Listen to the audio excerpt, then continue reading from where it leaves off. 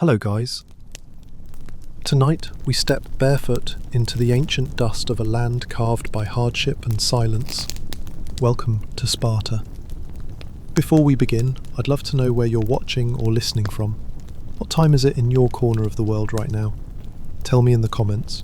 I'm always fascinated by the places this journey reaches. Now, wherever you are, it's time to rest. Let your shoulders relax. Nestle into your pillow. Feel the tension in your forehead soften, your jaw unclench. You are safe. The worries of today can be left behind. Tonight, all that exists is a different world. A world long gone, but one you're about to quietly walk through. So close your eyes and come with me. The land of Laconia is hard and dry. Its hills are low but rugged, brushed with brittle grasses and the occasional olive tree, their silver leaves shimmering in the last light of dusk. The sky above is a quiet amber, fading into lavender at the edges. The warm stones beneath your feet have been kissed by the sun all day. The scent of thyme and dry earth fills your lungs. You are standing at the edge of Sparta, the city that raised warriors not with comfort, but with cold discipline. It's not like Athens. There are no sweeping marble temples here, no elegant forums full of orators. Here, everything is spare, functional. Stone walls, wooden homes, simple tools, and silence. The air is different in Sparta.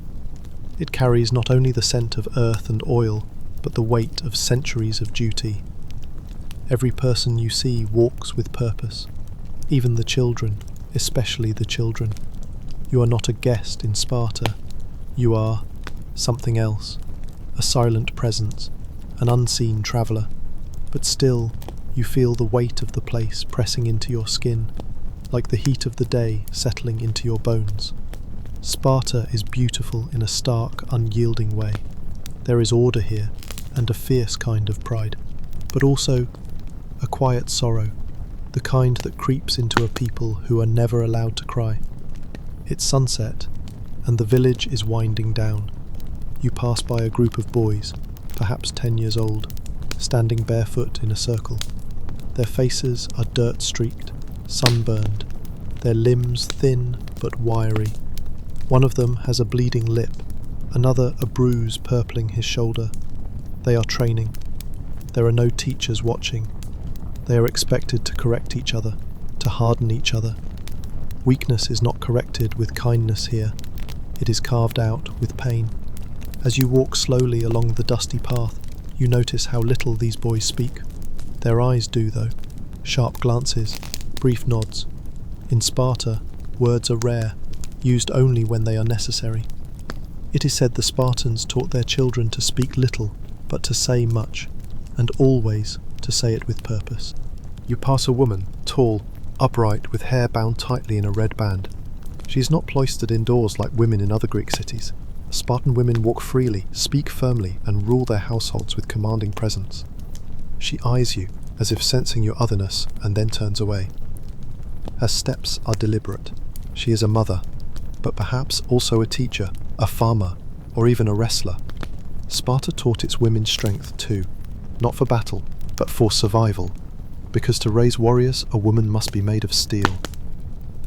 In the distance, the clang of iron rings out faintly from a blacksmith's hut. The sound is slow, rhythmic, almost like a heartbeat. A gentle reminder that this is a society built not only on muscle and discipline, but on craft. The Spartans did not boast about their tools. They simply used them until they broke, and then made new ones. Night is falling now. The orange glow has melted into a cool navy, and a pale moon begins its quiet rise. A breeze brushes past your cheek, dry but soothing. In the hills beyond, the howls of wolves echo. Not a threat, just part of life here. You stop beneath an olive tree. Its trunk is gnarled with age, its leaves whispering ancient secrets. Somewhere nearby, a child cries out. Just once, a short, sharp yelp, quickly stifled. You know better than to turn toward it. In Sparta, pain is a teacher, comfort is not. As you settle beneath the tree, you feel the hardness of the earth beneath you. Not a bed, Not a cushion, but a place. This world does not soften for your presence. But tonight you are here, watching, listening, learning. This is Sparta before the legends, before the films, before the armour gleamed and the shields clashed. This is Sparta as it was, raw, disciplined, and cloaked in quiet cruelty. And you, gentle traveller, are about to spend a day among them, a day you may not survive. But tonight, you sleep, safe in the silence of a time gone by. You wake slowly, your body stiff from the bare earth beneath you. The first light of morning slips over the hills of Laconia, like a soft veil, brushing the sky with pale gold and soft grey. The air is cool, quiet. You hear the chirping of cicadas, the rustle of distant movement. Sparta is already awake. The city doesn't stir gently. It does not yawn or stretch or linger in dreams. Sparta wakes with discipline. The day begins not with comfort but with obligation. There is no warmth in the morning routine, no scent of bread baking, no laughter or idle chatter. The children rise without being called. They wash with cold water. They prepare for training. You rise too, brushing the dry soil from your clothes.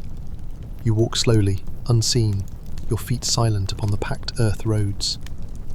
The city unfolds before you. Not grand, not luxurious, but orderly and proud. The buildings are square and modest, built of clay and wood. Everything serves a purpose. Ahead, a group of mothers gather at the edge of a small courtyard, their faces stern but calm. Their eyes are fixed on a line of infants, naked, small and silent.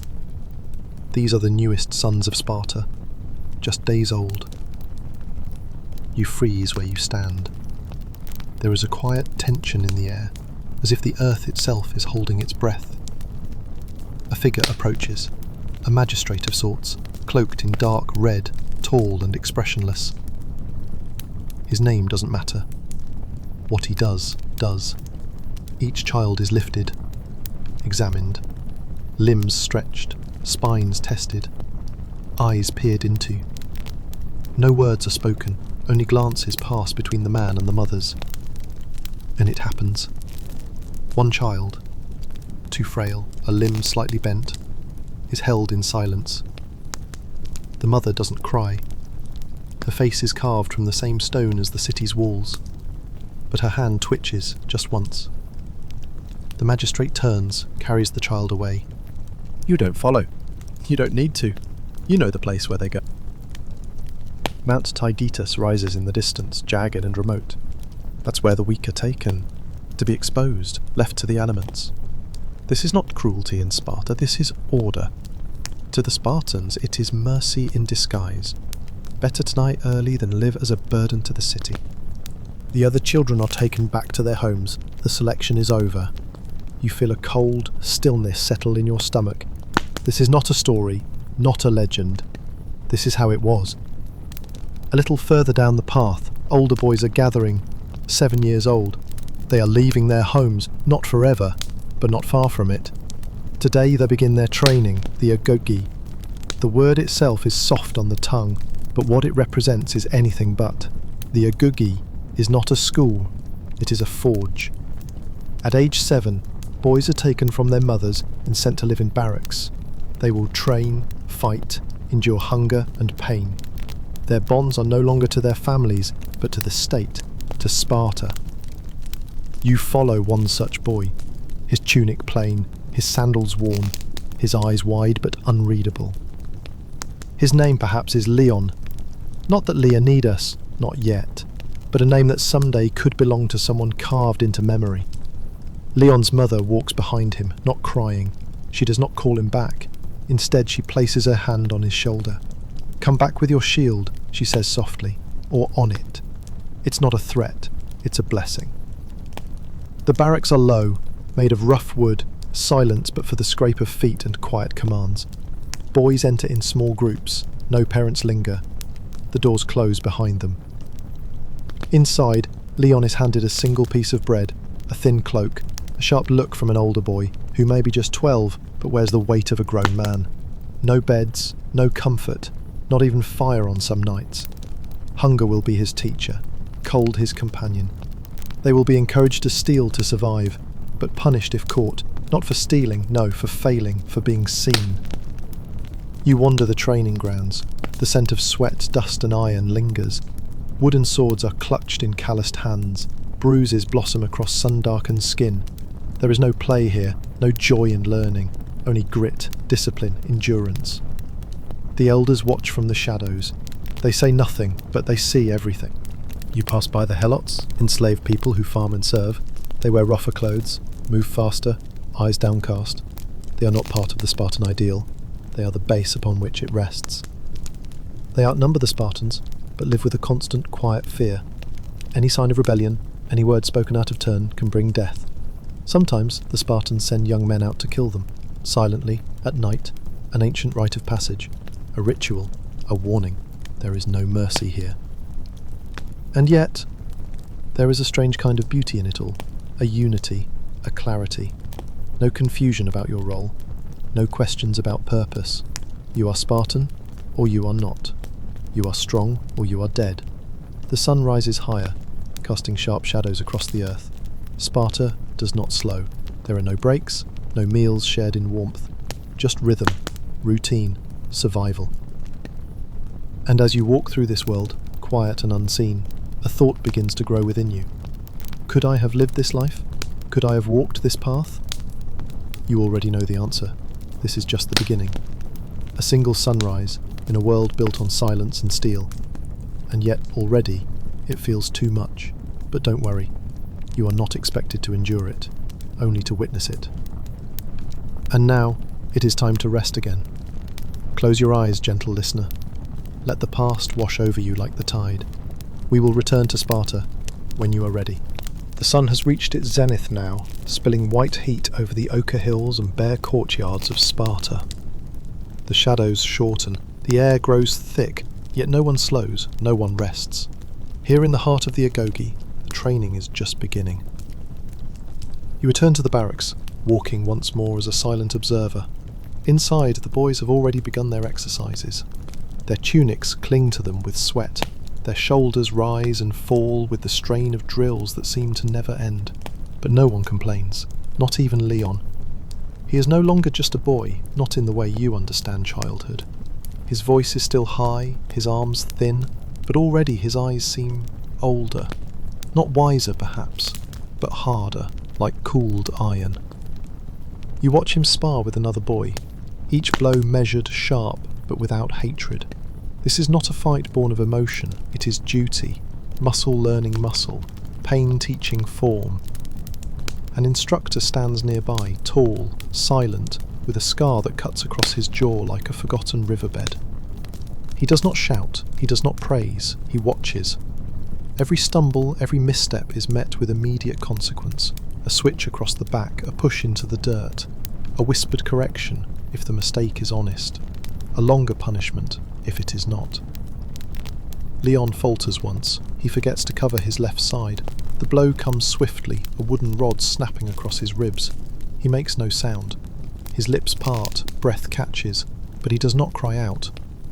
To do so would be shameful, weak. Later, as the afternoon wears on, they are allowed to rest. But it is not a generous gesture. They are given a crust of bread, hard as stone, and a bowl of water, no larger than a man's hand. Hunger sharpens the minds, they are told. Cold trains the body. Comfort makes men soft. Sparta has no room for softness. Leon sits on the edge of a stone platform, cradling his bread like treasure. His hands are filthy, his knees scraped raw, but he eats slowly, carefully. Another boy watches him from a distance, hunger in his eyes, but also calculation. They are taught to steal, you remember, but only if they are clever. Stealing is not dishonour. Getting caught is. You see the boys slip closer, a slight hand moving beneath his cloak of practised stillness. Then he makes his move. The bread is gone in a flash. Leon stands at once. His eyes catch the thief's, and in Sparta, that's all it takes. They both know what must happen. No words are spoken, no one stops them. The boys form a circle. It is ritual now. The fight is not dramatic, not grand, no music swells, no crowd cheers, just fists, dirt, a tumble of limbs, a dull thud as one boy hits the ground. Leon wins, but not cleanly. His lip is split, his hand bruised, but he does not look for approval. There is none to be given. This is what life is here, a chain of tests, daily, endless, unforgiving. As the boys disperse, a small ceremony takes place in another part of the city. You follow the sound of solemn flutes, the hush of gathered voices. In a clearing near the temple of Artemis or Thea, goddess of the hunt and of children, young Spartans gather for a sacred trial. You've heard of it, the Dia Mastigosis. Boys stand shirtless beneath the shadow of the temple. In front of them, elders hold whips of oxhide. The trial is simple. Endure the lashes. Do not cry. Do not flinch. The blood spilled is an offering to the goddess. The pain is purification. The crowd is quiet, reverent. This is not a spectacle for entertainment. It is tradition. You watch as the first lash falls. The boy tightens but remains upright. Again and again. Blood darkens the dust beneath him, and still he stands. One by one the boys endure. A few collapse. They are dragged away. Not mocked, but not comforted either. They have failed. Perhaps they will redeem themselves later. Perhaps not. In Sparta, even children must earn their worth. And yet, as the sun begins to dip once more, casting golden light across the bruised earth, you feel something unexpected. Among the brutality, there is also unity, a strange, solemn pride. These boys are not training for sport. They are not hardened for glory. They are being shaped for a single purpose: to serve Sparta, even at the cost of their lives. Leon returns to the barracks, silent, his face swollen, his bread long gone. He lies on a thin mat of straw. No one speaks to him. No one asks how he is. That too is part of the training. Learn to suffer alone. Learn to endure in silence. As night falls and the city slips into shadow, you feel the weight of it settle into your bones. Not just the tiredness of the body, but a deeper exhaustion, one born from constant vigilance, constant fear, constant performance. Could you live like this? Could any of us? Sparta was not a city built for comfort. It was built for war. But war is not fought only on the battlefield. In Sparta, war begins at birth, with the self, with the body, with the endless silence that swallows weakness whole. Tonight, Leon sleeps, if you can call it that. His bruises press into straw, his hunger gnaws at him, but he dreams not of escape. That too has been trained out of him. And you, dear traveller, curl once again beneath the branches of the olive tree. The stars above are quiet witnesses. The night is cool, gentle, and for now you are safe. Sleep. You have much more to see. The night passes slowly in Sparta, and though the city does not sing, it hums. Beneath the silver light of the moon, everything seems still. Stone buildings rest like old bones beneath the stars, and the wind carries only whispers through the olive groves. But there is no such thing as stillness here. Even in sleep, the body tightens against cold, the mind stays alert, the lessons of discipline never leave. You rise before dawn, just as the first colour touches the far peaks. The sky is a pale violet, slowly softening into rose. Mist clings to the ground, thin as gauze, drifting over the packed dirt paths like breath on glass. The barracks stir. You can hear the shifting of limbs, the scrape of sandals, the quiet hiss of breath drawn and steadied. Leon is already awake. He sits near the doorway, rubbing ash into the scrape on his arm. No balm, no cloth, just ash. Dry, gritty, disinfecting. Spartan boys are not given comfort, but they are taught to heal with what they have. His face is unreadable, not from lack of emotion, but from the growing ability to contain it. Today, a new lesson begins. The boys are gathered outside in the pale morning light. A man stands before them. older, but strong, with grey streaks in his beard and eyes like dark stone. His name is unknown to you, and unspoken by the boys, but here he is Paidonomos, master of children. His word is absolute. He walks slowly along the row of boys, pausing occasionally to meet their gaze. His hands are clasped behind his back. He does not speak for a long time. The silence is its own form of tension, and the boys hold their breath without knowing it. Finally, he stops before Leon. "You are nothing without your brothers," he says, voice low and steady. "You will not eat without them. You will not survive without them. You're a body, not a soul." He steps back. "Choose." And just like that, the boys begin to move, forming groups, lines, bonds. This is the mess, the common dining group, a central piece of Spartan life. Once a boy joins a mess, he eats with them, trains with them, lives beside them. These are the men he will someday fight beside, die beside. And it is here, in this bond of brotherhood, that a Spartan is truly forged. Leon finds his way into a circle of 6, not chosen at random. These are boys he has trained with, bled beside. Their connection is not made of affection. It is deeper than that, a mutual understanding, a silent trust. They sit together around a fire, eating what little they are given. Barley bread, black broth, a sliver of cheese. They pass the food quietly, without complaint. There is an art to this, you realise, a kind of dignity in restraint. They eat slowly, make eye contact rarely, and never reach for more than their share. One of the boys, thinner than the others, glances at the crust of bread in Leon's hand. Leon notices, but does not offer. Compassion is not taught here, but neither is greed.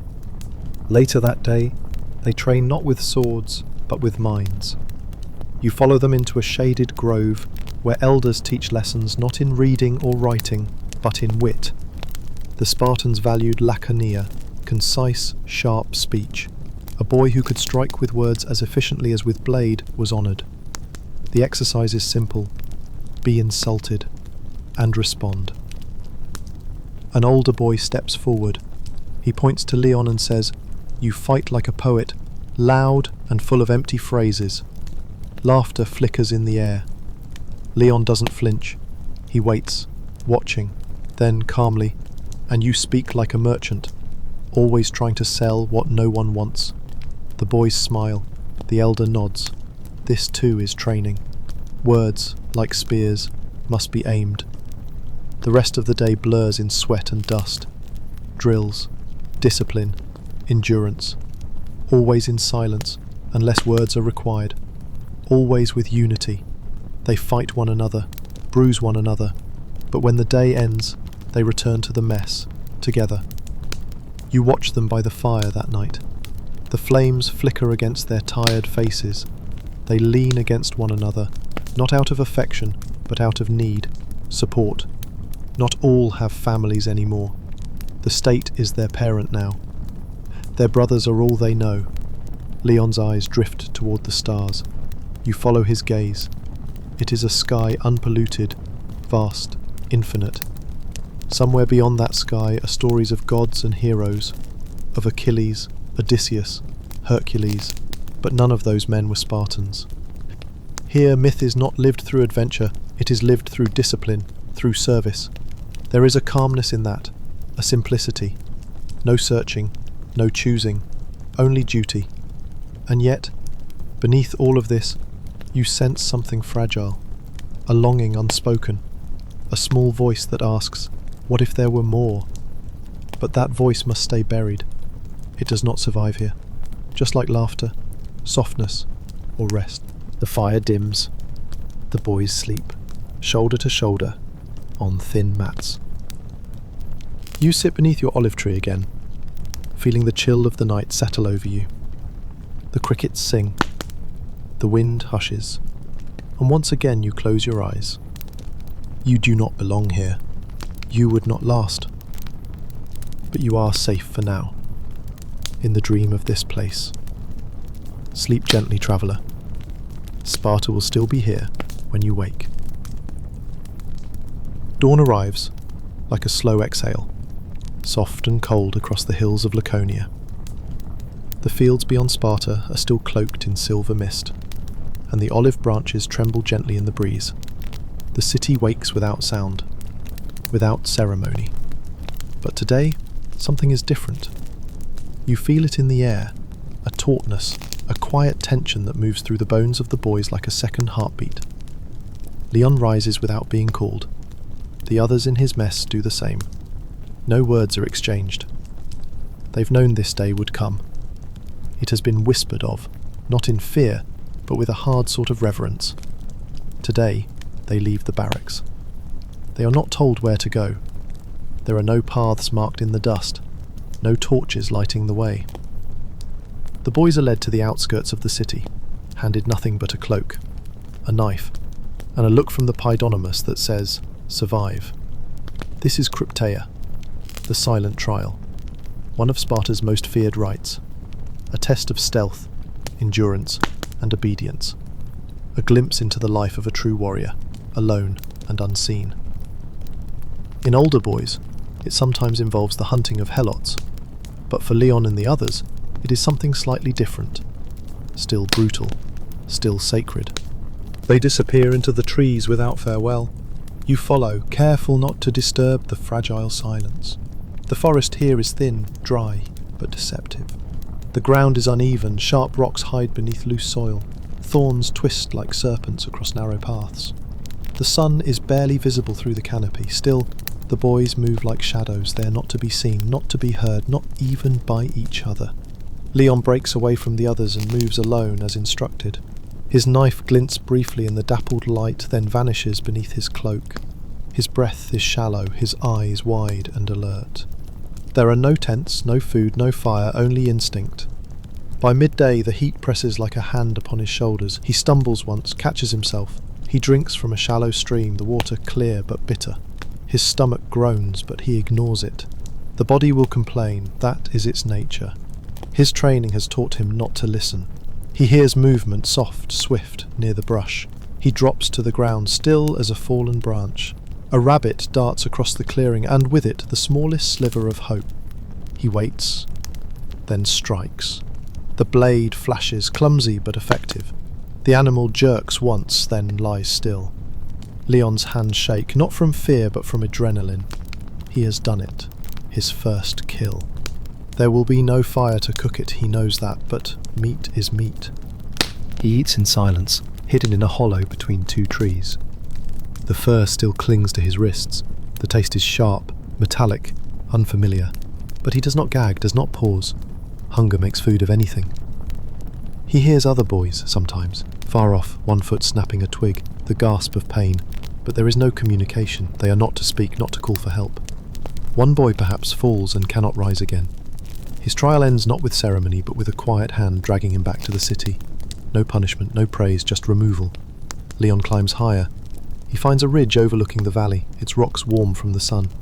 He crouches there until dusk, watching shadows stretch across the fields like slow fingers. In the distance he sees Sparta again, its rooftops low, its fires dim and scattered. He feels no homesickness. That too has been trained out of him. But something stirs in his chest, faint, unfamiliar, a sense of distance, of separateness. For the first time in his short life, Leon sees the city not as a cage but as a question. What lies beyond it? What if the world were wider than duty? The thought dies quickly. The night comes, and with it, cold. A biting wind slips through the trees like a whispering ghost. Leon does not build a fire. Instead he digs a shallow hollow in the dirt, lines it with leaves, curls into it like an animal. He sleeps with his knife clutched to his chest, not for fear of wild beasts, but of failure, of being found, of being seen. Failure here is not disgrace, it is erasure. The stars above him glitter, cold and ancient. They have watched generations of Spartans pass beneath them. Boys who walked this same path, fought this same fight, faded into the same silence. You sit nearby, not touching, not disturbing, just watching. The stillness of the forest wraps around you like a heavy blanket. You feel how alone he is, how distant this world is from your own. Could you survive a night like this? Could you sleep in dirt with hunger as your only companion and cold as your blanket? Leon does not ask these questions. He endures, and in that endurance he becomes something new. Not yet a Spartan warrior, but no longer a boy. As you close your eyes beneath the same stars, a wind rustles the dry leaves overhead. The forest breathes, slow and ancient, and you sleep, knowing the trial is not yet over. The second dawn rises cold and dry. A pale light washes over the forest, pushing shadows back into their hollows. Birds stir on distant branches, their calls sharp against the silence. Somewhere near, the river murmurs faintly, threading its way through rocks and roots, but the forest is not what holds your attention. Leon stirs. His limbs are stiff, his back marked with the rough impressions of earth and root. His hands, still stained with blood from the rabbit, curl around the knife he held through the night, but his eyes open slowly, calmly. He is not afraid. He is hungry. He is bruised. But he is alive, and more importantly, he has not been found. He stands, brushing the dirt from his cloak. The shadows beneath his eyes make him look older, though he's still just a boy of 12. But you notice the difference. The fear that once hid behind his movements has dulled. Not disappeared, but dulled. A soft survival has settled in its place. He moves without hesitation now, weaving back through the underbrush, keeping low, always listening. He is not returning in triumph. There is no reward waiting, only judgment, and even that will be silent. You follow quietly as he nears the edge of the forest. A worn footpath appears, a simple line of dust where others have walked before him. Barely noticeable unless you're looking for it. He doesn't hesitate. He steps onto it and keeps walking. Sparta appears over the rise, flat-roofed and grey, stone resting beneath the full rise of the morning sun. It is not a beautiful city in the way others might claim beauty, but to Leon it is familiar, and to Sparta he is a question. He passes the outer field where younger boys train, their voices low, their bodies lined in sweat and dirt. No one calls to him, no one nods. They simply see him, recognise what he's just endured, and say nothing. Recognition in silence. Near the barracks, the Paidonomos stands waiting. No words, just his eyes. Leon stops 3 steps away. His breathing is quiet. The wind moves faintly through his hair, which is tangled and crusted with the dust of the trial. The man looks him over. There is no checklist, no measuring rod, just observation, a pause, and then barely a gesture, a small nod. Not a welcome, not even approval, just acknowledgement. Leon steps past him back into the courtyard where the other boys are beginning their morning routines. Some have returned already from their own wilderness trials. Others perhaps have not. Their beds remain empty, straw unmoved. The boys who have returned say nothing to Leon. They glance once, then turn away. That is the way of the mess. They may eat together again, train side by side, but the trial is never spoken of. What happened in the forest belongs only to the boy who endured it. Leon washes in the basin, cold water from the mountain spring splashed across his face and neck, wiping away blood and dust. His skin is raw beneath the grime. A cut across his shoulder looks angry, but he doesn't touch it. He lets it sting. When he sits down at the mess fire, no one shifts to make room, but there is space, and that is enough. They pass him a piece of barley bread. It is hard and dry and small. They pass him a piece of barley bread. It is hard and dry and small. He eats it in 3 quiet bites, jaw tight. The boy beside him, the thin one who once eyed his food, leans slightly closer. Not in friendship, not in thanks, but in unspoken respect. Leon says nothing. The day resumes. Drills, formations, the endless rhythm of repetition. But Leon is different now. He moves a little more surely. His grip on the wooden practice blade is tighter, his stance firmer. He is not stronger yet, but he is steadier. He has passed something, and though no one names it, it lingers in how others step aside for him slightly, how the younger boys glance his way when they think he isn't looking. Evening comes, and with it, the long shadows of tired bodies. At the edge of the training field, an elder waits for Leon. A man past 40, ancient by Spartan standards. His tunic is simple, his hands deeply lined. He speaks only once. "Tomorrow we begin."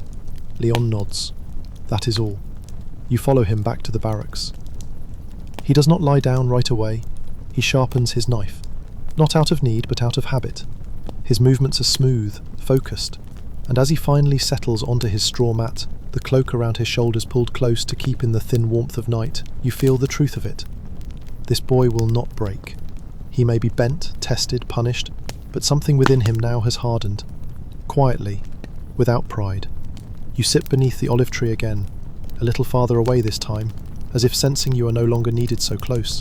He does not need protection. You need space to grow. And you, gentle traveller, close your eyes once more beneath the stars of Sparta. You've seen the forest now. You've seen the return. But the road ahead still runs long.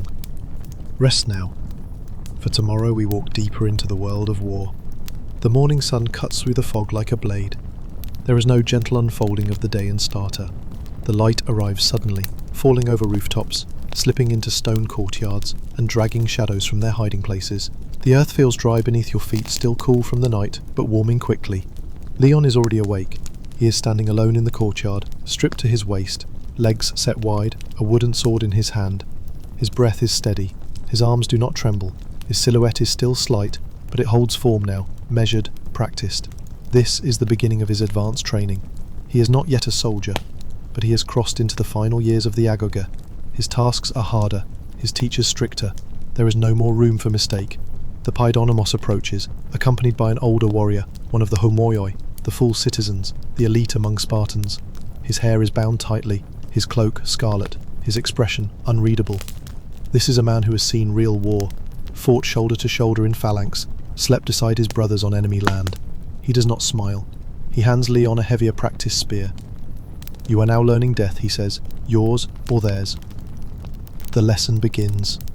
They move into a training pit just beyond the city walls, where the earth is sunbaked and the dust clings to sweat like a second skin.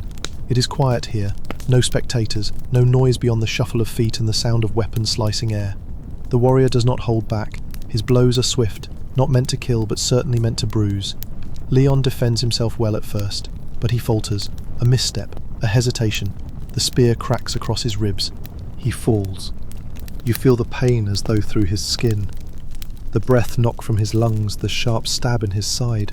But he does not cry out. He does not look toward the Paidonomos for mercy. He stands, bleeding but steady, again. This time he is more cautious. He watches the warrior's feet, not just his hands. He learns, quickly, without being told. Every strike is a message. Every wound, a lesson. Again. Dust rises in swirling clouds sticking to his wounds. The sun hangs mercilessly overhead. Sweat runs down his back in rivers, stinging into cuts and scrapes. But he holds the spear with purpose now. He does not wait to be struck. He begins to attack. The warrior blocks, parries, but you notice something change. His movements slow just slightly. He's testing now, measuring, and Leon is rising to meet him. After a time, the warrior steps back, speaks only one word. Enough. Not praise, not kindness. Just recognition. Leon kneels in the dust. He does not speak. But he does not collapse either. He drinks deeply from a skin of water, wipes the blood from his lip with the back of his arm. A bruise darkens beneath his eye, but his eyes burn clear. Later, back at the barracks, the boys are quiet. Each of them is in a different phase of training, some still barely old enough to hold a blade. But they watch Leon differently now.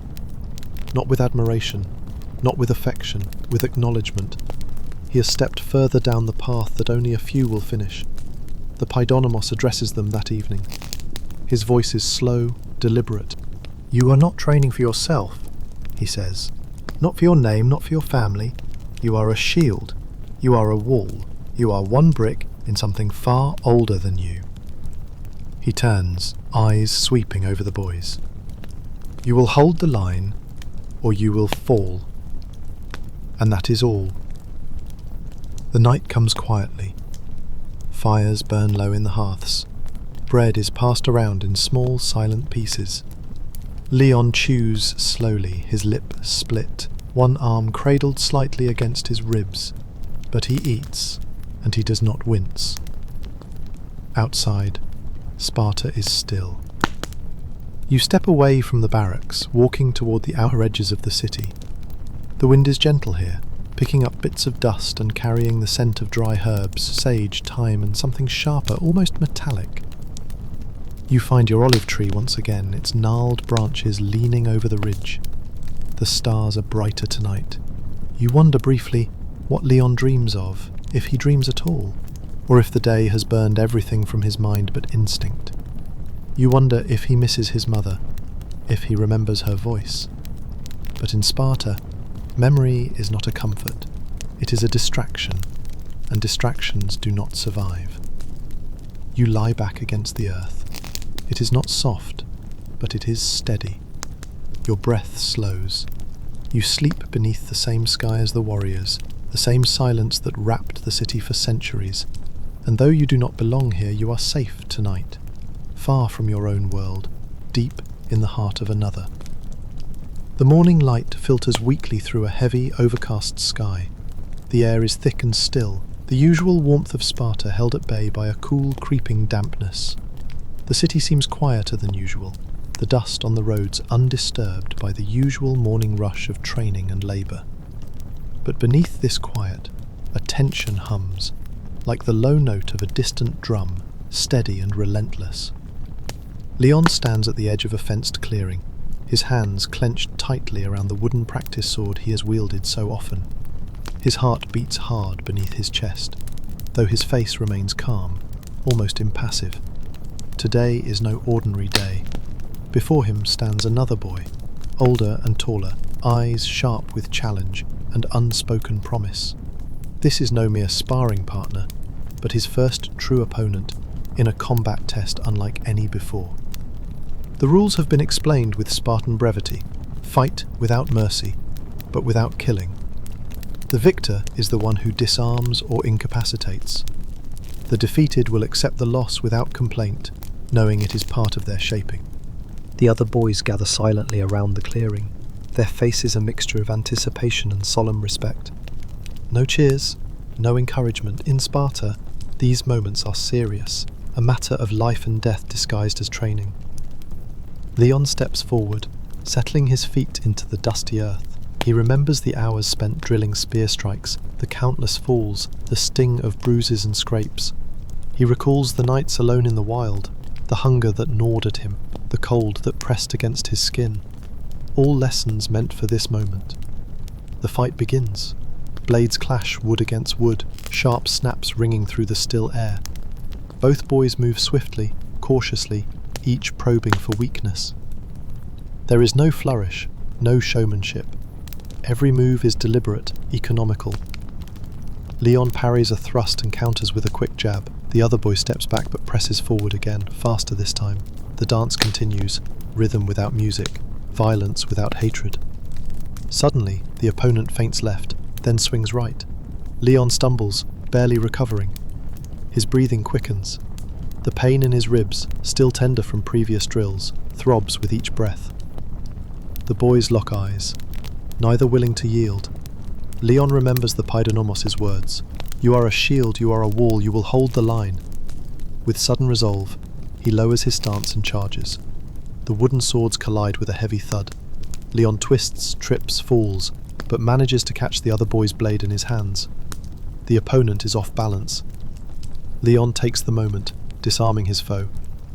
Silence falls. The Paidonomos steps forward, eyes scanning both boys. He nods once, curtly. You have passed, he says. The boys disperse without a word. The defeated lowers his head, accepting the loss with Spartan humility. Leon remains standing, chest heaving, sweat dripping down his face. His victory is quiet, not triumphant, not proud, just another step on the long path. You watch him retreat toward the barracks, each step heavier, more thoughtful. He is no longer just a boy learning to fight. He is becoming a soldier, trained not just in skill but in control, in obedience. That night, as the city rests beneath a blanket of stars, you find yourself beneath the olive tree again, feeling the cool light air brush your skin. The silence here is different, deeper, more profound. You close your eyes, and you breathe. The day has been long. The road ahead is longer still. Sleep now, traveller. Tomorrow, the warrior's world deepens.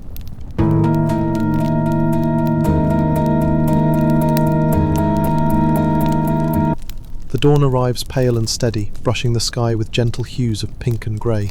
The air is cool, the earth still damp with night's breath. Sparta awakens not with noise but with quiet purpose, footsteps soft on stone, the rustle of tunics, the measured breathing of boys who have long since learned to rise before the sun.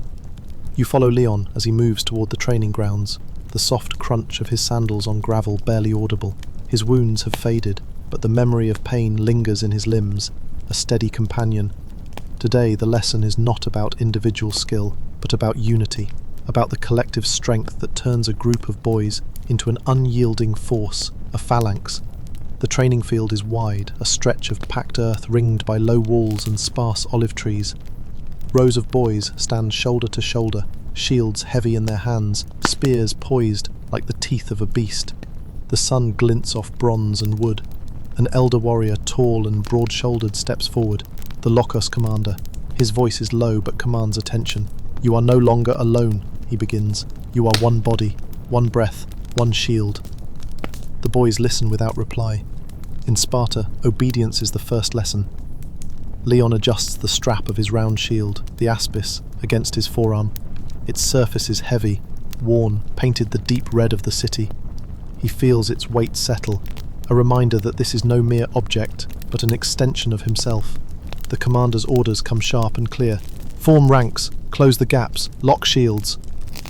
The boys move as one, sliding their shields until they create a near impenetrable wall. Each shield overlaps the next, a cascade of red discs rising and falling with their breath. You watch as Leon's eyes flicker briefly to the boy beside him. They nod without words, trust forged in silence. Then, the spear training begins. Boys in the front rank thrust forward in unison, the wooden spears stabbing the air with precise timing. The rear ranks advance their spears over the shoulders of their comrades. The phalanx moves slowly, but with terrifying cohesion, an iron tide pushing against the world. The commander calls out commands, his voice the anchor in the sea of movement. "Advance! Hold! Brace!" The ground trembles as the boys press forward against invisible foes. They strike as one, shield and spear a single terrifying weapon. You feel the rhythm in your chest, the beating of a collective heart. This is not just training, it is life. The phalanx is Sparta's secret. Its strength is in the unbreakable line, the shared burden. No one stands alone. No one breaks the chain. Leon's arms ache, his legs burn, but he does not falter. Every breath, every muscle is dedicated to the whole. His identity melts into the many. After hours, the training ends. The boys lower their shields and stand, heavy and silent. No applause, no cheers, only the deep satisfaction of having endured. Leon looks toward the horizon, where the sun dips low behind the hills. The city lies quiet below, the fires of evening beginning to glow. You walk with him back to the barracks. The air is cooler now, carrying the scent of pine and earth. You sense something in Leon, a growing understanding, that the life he leads is not about glory or fame, it is about sacrifice, about holding the line so others might live. As night falls, you settle beneath your olive tree once more. The stars flicker overhead, distant and eternal. You close your eyes and breathe. Sleep gently, traveller, for tomorrow the path of the Spartan warrior will lead us into shadow. Night in Sparta is a quiet thing, but not a gentle one. The stars scatter cold and distant overhead, indifferent to the lives that flicker beneath them. The city's stone walls hold their breath as the wind sighs through narrow streets, carrying with it the faintest scent of smoke and earth. You follow Leon as he walks slowly through the dim-lit barracks. The day's training has left his muscles taut and sore, but his steps are steady, almost reverent. Tonight, something heavier weighs on his young shoulders, a lesson not in skill or endurance, but in the reality of Spartan death. In the great hall, the elders sit in shadow. Their faces are worn, carved by time and sorrow, their eyes steady and knowing. They are the keepers of rites, the ones who remind the young warriors of what awaits them beyond the battlefield. Leon stands among the boys, each silent, each listening. One of the elders rises. His voice is low and sombre, echoing softly against the stone walls. "In Sparta," he begins, Death is not defeat. It is the final honor. To fall in battle is to join the gods. He gestures toward a row of shields hanging on the wall, each bearing the name of a fallen warrior. The boy's eyes trace the faded letters, the chipped edges, a testament to lives given for the city. You must never fear death. You must welcome it, for it means you have served your purpose. A silence follows, thick and profound. You feel it wrap around you like a shroud. Leon's gaze is steady but distant. He is learning that to be a Spartan is to live always with death's shadow close behind. That courage is not the absence of fear, but the choice to stand firm in spite of it. The elder continues, speaking of rituals, the funeral pyres, the songs sung in honour of the fallen, the stories passed down to keep their memory alive, each death a thread in the sea's tapestry, woven tight with honour and sacrifice. Outside the night deepens. The city's fires burn low, casting flickering light against the stone. Somewhere, a dog howls, a lonely sound that echoes the fragile line between life and death. Leon steps outside, the cold air sharp against his skin. He looks up at the sky, stars bright and unblinking. He thinks of the boys, lost to the wilds, to the trials, to the wars yet to come. You stand beside him, feeling the weight of the moment, the quiet acceptance of a fate shared by so many before, and as you both breathe in the stillness, a gentle wind stirs the olive branches above, whispering secrets of resilience and the endless cycle of life.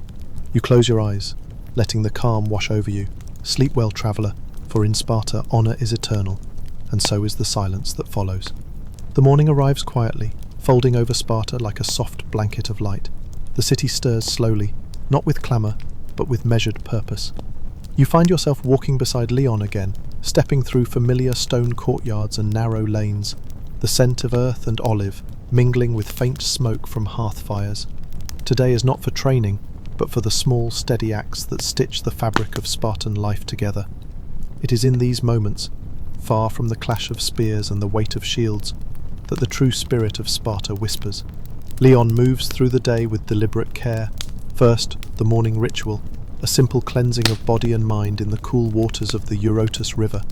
You imagine the gentle flow carrying away the dust of yesterday's trials, the sting of fresh wounds, the weariness buried deep within muscle and bone.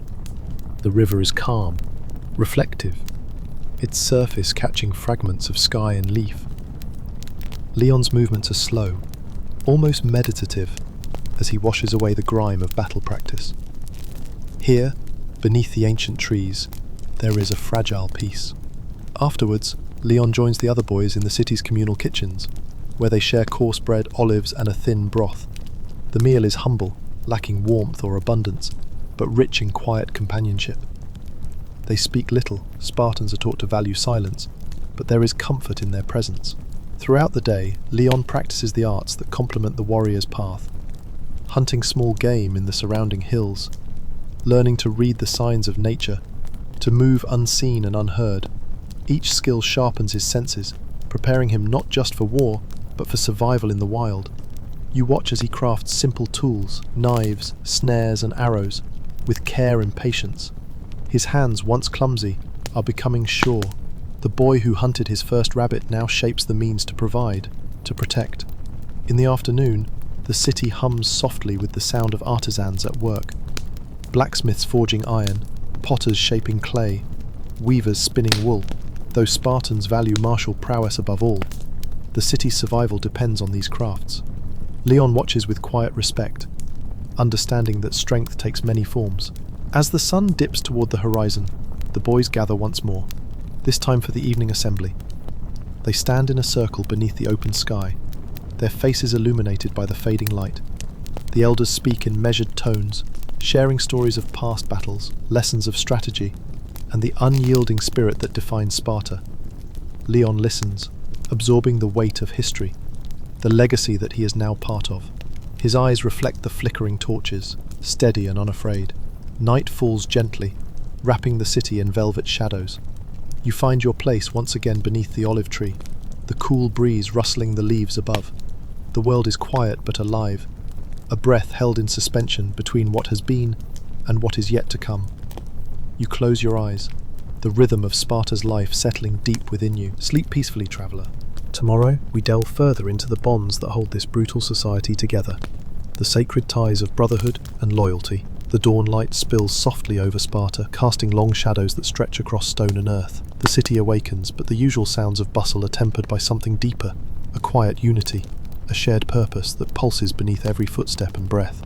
Leon rises early, as always, moving with practiced grace through the corridors of the barracks. The cold air bites at his skin, but he does not flinch.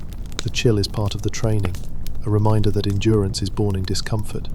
Today, his thoughts turn not to combat drills or survival skills, but to the comrades who surround him, the boys who share his journey through the Agoge. They are not friends in the way you might know, for Spartan bonds are forged in silence, in shared hardship, in unspoken trust. Leon meets the gaze of one boy, Damon, a few years older, whose broad shoulders and steady hands have earned quiet respect. Damon nods briefly, a small gesture heavy with meaning. In Sparta, words are few, but actions speak volumes. The boys gather outside, forming the Syssitta, the communal mess hall where they eat, train and live together. Here, in this circle of shared bread and broth, the ties of brotherhood grow tight. They eat slowly, their eyes watching each other with a careful vigilance. Leon notices how the boys move in concert, small nods, shifts in stance, a glance that conveys more than words ever could. They protect each other, challenge each other, push each other toward a harsh kind of excellence. The day unfolds with exercises that test not just strength but loyalty. Trustfalls, silent patrols, the passing of weapons, all exercises in dependence and responsibility. Leon learns that to be a Spartan is to carry not just your own weight, but that of your brothers. At one point, the boys enter a narrow canyon nearby, shadows deep and cool against the heat of the sun. Here, they practice moving as one, silent, coordinated, a living wall against threats unseen. Leon feels the pulse of the group beneath his skin, the rhythm of hearts beating as one. There is no room for weakness, no space for hesitation. Yet within this structure, a quiet warmth blooms, the comfort of shared struggle, the unspoken promise that none will be left behind. As evening falls, Leon sits beside a fire with Damon and the others. The flames dance, casting flickering light on tired faces. There is no laughter, but there is something softer, a moment of peace in the brutal world they inhabit. You watch from a distance, feeling the strength of their bond, a shield as real and vital as the bronze on their arms. The night deepens. The olive tree above you sways gently in the breeze, leaves whispering secrets older than Sparta itself. You close your eyes, carrying with you the silent oath of brotherhood. Sleep well, traveller. Tomorrow we journey deeper into the harsh discipline that shapes a Spartan soul, the relentless pursuit of perfection beneath the weight of expectation. The morning in Sparta dawns with a quiet gravity, the sun rising slowly over rugged hills, casting muted gold across stone walls and dusty streets. The air carries a chill that lingers beneath the warmth, as if the city itself holds its breath in anticipation. Leon moves through the barracks with measured steps, his body still aching from the days of training and trial. Yet there is no sign of weariness in his eyes, only a growing steeliness born from countless demands for endurance. Today, the lesson is not of strength or combat skill, but of silence. In Sparta, silence is more than the absence of sound. It is a language, a discipline, a measure of control. The Paidonomus gathers the boys in the courtyard, his gaze sharp and unyielding. No words are wasted. "You will remain silent," he commands. No speech, no laughter, no whispers. The boys nod, understanding the weight of this trial. For hours, Leon moves through the city and the training grounds without a single word. Every interaction, every exchange, is a test of restraint. He feels the eyes of others on him, measuring his discipline. The silence is a strange companion. At first it presses like a heavy cloak, suffocating an alien. But as the hours stretch on, it transforms, becoming a space for reflection, a quiet shield against distraction. Leon notices things he had not before, the subtle shifts in a comrade's expression, the soft rustle of leaves in the breeze, the rhythm of his own breath. Yet the silence also carries its own burden. Words left unspoken weigh on the soul, feelings bottled tight beneath the surface. As dusk falls, the Paidonomos breaks the silence with a single solemn phrase. Discipline is the foundation of all we are. The boys exhale together, the sound breaking the stillness like a wave. Leon's throat is dry, his voice rough when he finally speaks. A quiet affirmation, but one filled with newfound strength. That night, as the city settles into darkness and the stars blink overhead, Leon lies awake beneath the thin cloak on his straw mat. The silence within him is no longer empty, but filled with purpose. Outside the olive tree stands Sentinel, leaves stirring gently in the cool night air. You close your eyes, breathing in the calm. Tomorrow we walk further into the fierce training that turns boys into warriors, the merciless forging of body and will. The sky above Sparta is cloudless, a pale canvas stretching wide and bright. The morning sun rises quickly, and with it comes a dry, pressing heat. It clings to the stone, to the sand, to the bodies of boys already drenched in sweat before the day has even begun. Today is a test of endurance, of physical breaking, not in secret, not in ritual, but in public, beneath the full, watching gaze of the city. You follow Leon as he walks with the others toward the far edge of Sparta's outer fields, where the ground turns rough and wild. The hills ahead are steep, scattered with loose rock and thorns, and the path carved into them is deliberate and cruel. It is known only by a quiet name, the furnace. There is no shade here. No water but what you carry. The climb ahead is long and brutal, and they will do it burdened. Each boy is handed a weighted pack. Stones and iron wrapped in cloth, straps digging into shoulders still marked from training. The packs are designed to slow them, to pull them back into the earth. The Paidonomos gives no speech, just a glance. Then, climb! And they do. Leon starts strong, his steps steady, his breath controlled. The dust kicks up beneath his sandals and the incline bites into his legs like fire. Around him, boys grunt, stumble, strain beneath the heat and the weight. Time disappears on the hillside. There is no clock, no measure but pain. As the sun climbs higher, the heat grows thick and metallic in the air, like breath trapped beneath iron. Leon's tunic clings to his back. His fingers cramp from gripping the rope of his pack. His legs ache with every step. A boy near him falls. The weight drags him down like a tide. He gasps, trying to stand again. But the stones do not forgive weakness. Leon hesitates for a breath. Then he steps beside the fallen boy.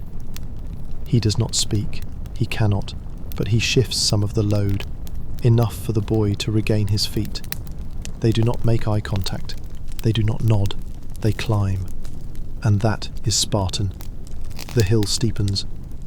Every inch is agony now. Muscles tremble, thirst becomes a dull, roaring ache. Sweat stings Leon's eyes, but he blinks it away.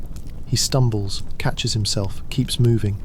The pack feels like a second body wrapped around his own, a creature made of stone and expectation. Finally, near the crest, he feels it. A sudden sharp tearing in his side. A cramp, a wound, a failure.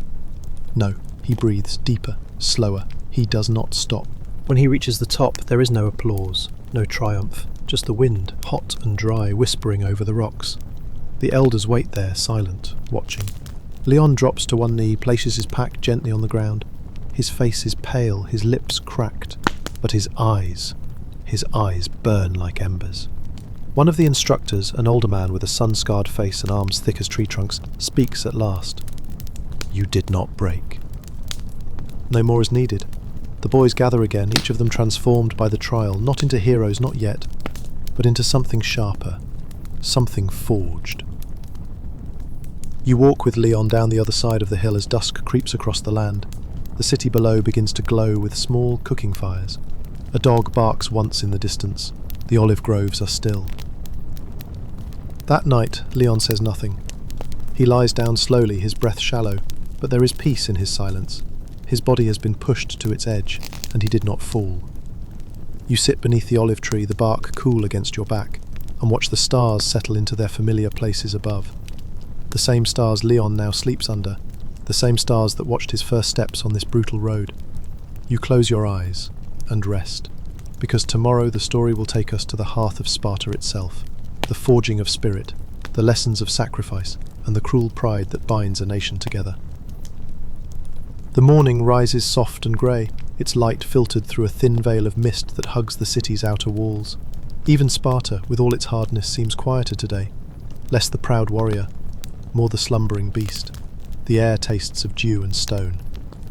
The scent of scorched olive wood lingers from the night fires now long extinguished. Leon walks alone. Not as punishment, not by order, but by instinct. His body still bears the stripes of the lash, the memory of pain humming beneath the skin like a silent drumbeat. But there is something else in his gait now, a weight not born of bruises, reflection. He climbs the low ridge behind the barracks, where the dry scrub opens into a narrow field scattered with thyme and wild poppies. It's a place most boys avoid, too quiet, too open. But for Leon, it has become a place of thought, because the road ahead is changing. He has nearly reached the end of the agoge, the brutal crucible that moulds boys into warriors. Soon, if deemed worthy, he will be accepted into a secession, a military dining group, a brotherhood of equals. It is the final rite of passage, one from which there is no return. From that moment he will live not for himself, but for the phalanx, for the state, for Sparta. But what is choice in a life where everything has been chosen for you? Leon's fingers drift through the tall grass as he walks. His legs move with the ease of someone trained to march endlessly, but his mind, it stirs differently now. That afternoon, the Paidonomus gathers the older boys beneath the stoa, the covered walkway that lines the northern wall. There are no weapons today, no drills, only a circle, and questions. "What is Sparta?" the instructor asks, his voice quiet but heavy. The boys do not answer immediately. They've been taught to think before speaking. Leon looks at their faces, his brothers, his rivals, his mirrors. They look back at him. "Sparta," one says slowly, "is the wall. Another, it is the silence between orders. And another, it is the death that keeps others safe. None are wrong, but none feel whole."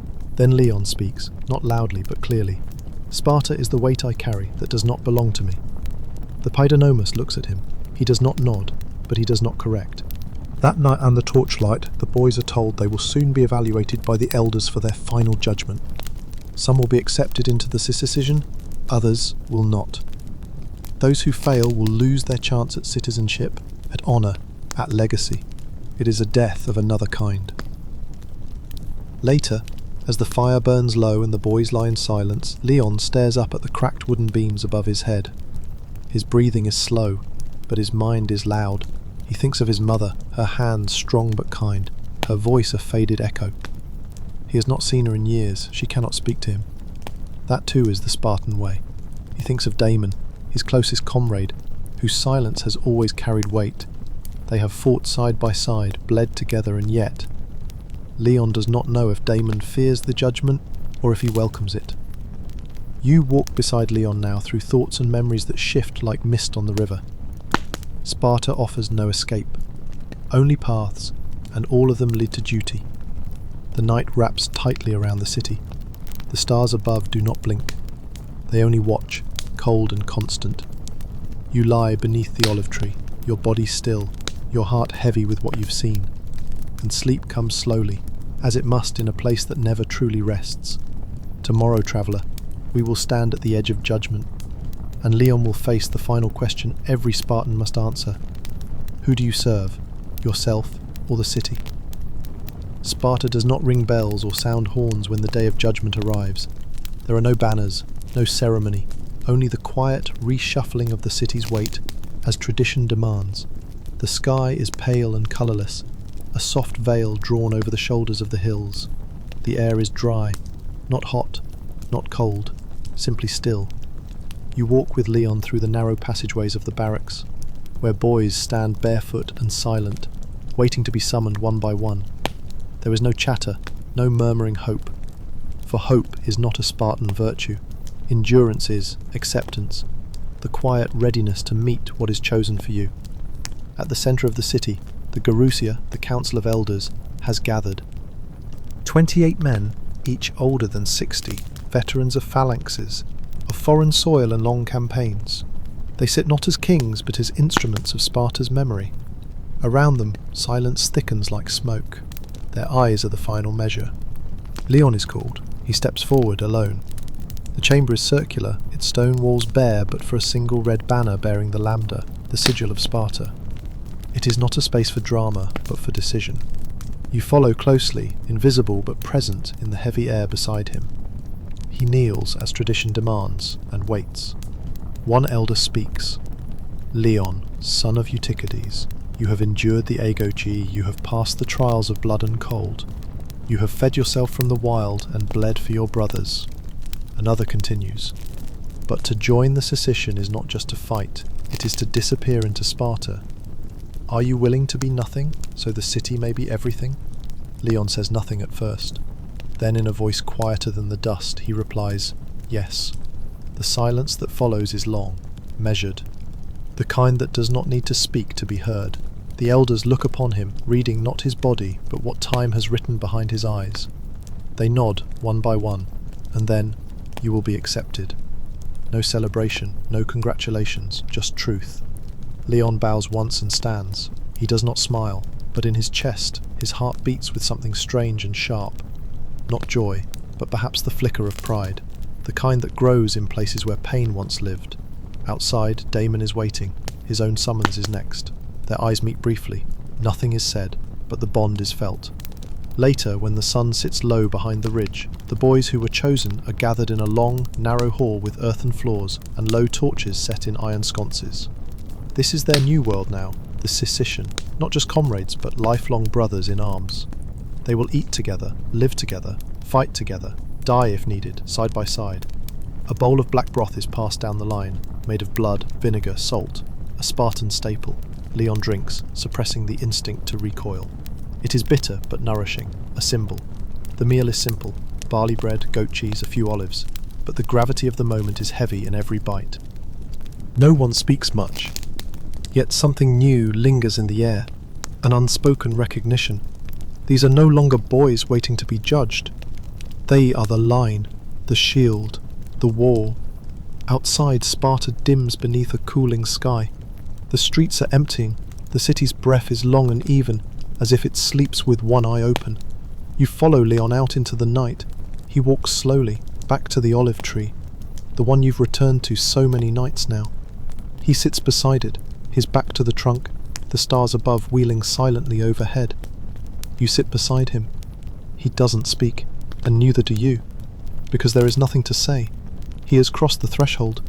The path forward will be harder still, but the boy has become the blade. You close your eyes, letting the quiet sink deep into your chest. For tomorrow, we walk into a darker place still, into the edge of war, where all this training will finally be tested in blood and fire. The sun does not rise quickly on the day of the march.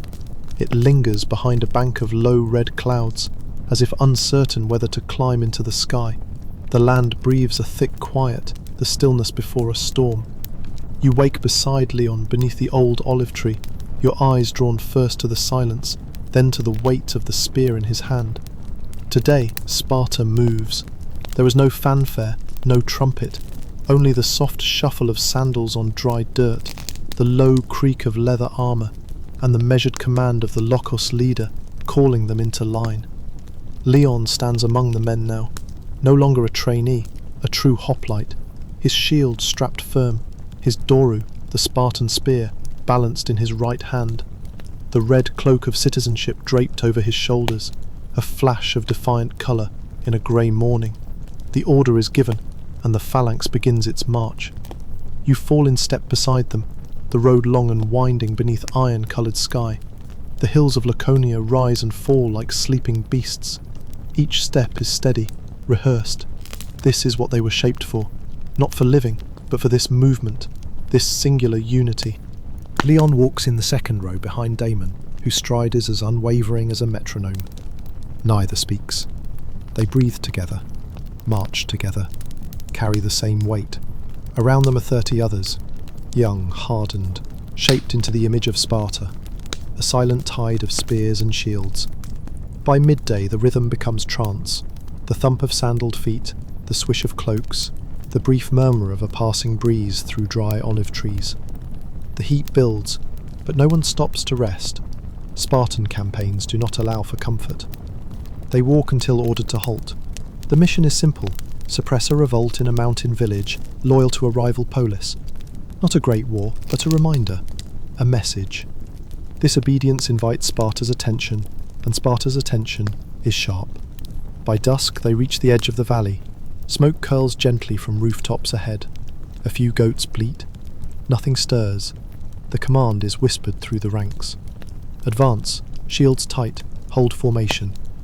And here, traveller, you see it, the first crack in the silence. Leon's breath catches. This is no drill, the scent of real fire. The unknown faces waiting behind stone walls. The small, almost imperceptible tremble of the hand on his spear. The phalanx advances. Shields overlap, spears level. The rhythm of boots on rock is slow, deliberate. Then from behind the hills, an ambush. Stones, arrows, cries, chaos. The phalanx holds for a heartbeat, then splinters. Leon is shoved sideways. His shield catches an arrow meant for his chest. Damon's voice cuts through the confusion, low and firm, back in line. But the line is broken. All the drills, the rituals, the punishment. It means nothing now, if they cannot remember it in fear's sharp shadow. Leon regains his footing. He grabs a comrade's arm, pulls him upright. They rejoin what remains of the formation. The elders call orders from behind, reforming the phalanx in smaller blocks. Spartan discipline reasserts itself, born not from thought, but from instinct. Leon's eyes find Damon's. No words. They press forward. It is quick. Brutal. The villagers scatter. Resistance collapses. A few bodies fall. Too few to be called a battle, too many to be called anything else. When the smoke clears, Leon stands at the edge of a courtyard. A goat runs past him, bleating in panic. A man lies at his feet, alive but barely. The spear Leon threw moments earlier still protrudes from his side, and for the first time you see something crack behind Leon's eyes. Not horror, not pride, just confusion. He had always imagined battle would feel noble, that the enemy would look evil, that the blood would have meaning, but this is a shepherd, not a warrior, a man with more wrinkles than strength. The officers begin burning the grain stores, a warning to the village. Leon is ordered to help. He obeys. He lights the torch with a steady hand, but his eyes are elsewhere, watching the horizon, the hills, anything but the flame devouring what once fed a family.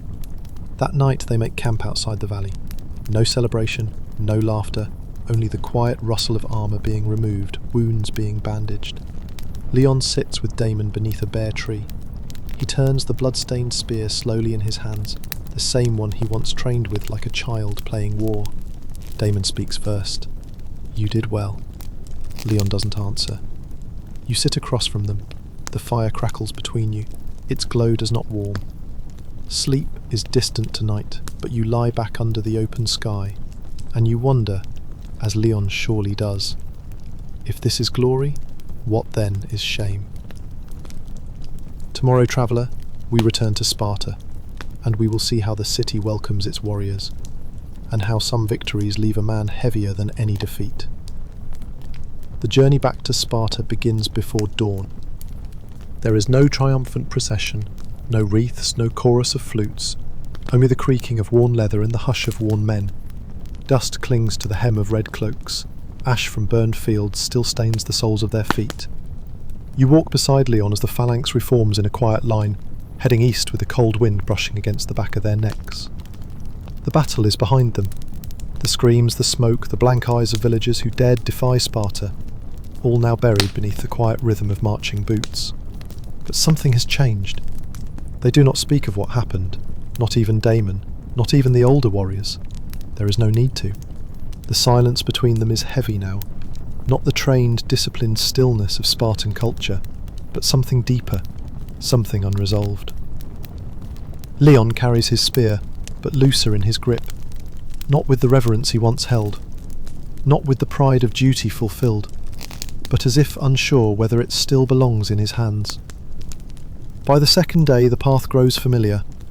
Olive groves appear again along the hillsides. Shepherds give them wide berth. Birds return to the sky.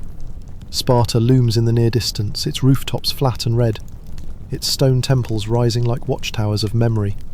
When they arrive there is no welcome, only routine. The soldiers are dismissed in groups, sent to bathe in the cold waters of the Eurotas. Leon washes alone. He scrubs the dried blood from his arms and forearms, wincing when the water touches the shallow cut just above his ribs. His reflection stares back at him. older, not in years but in some unnameable way. He walks home slowly, through the familiar courtyards and market alleys. Everything is where he left it.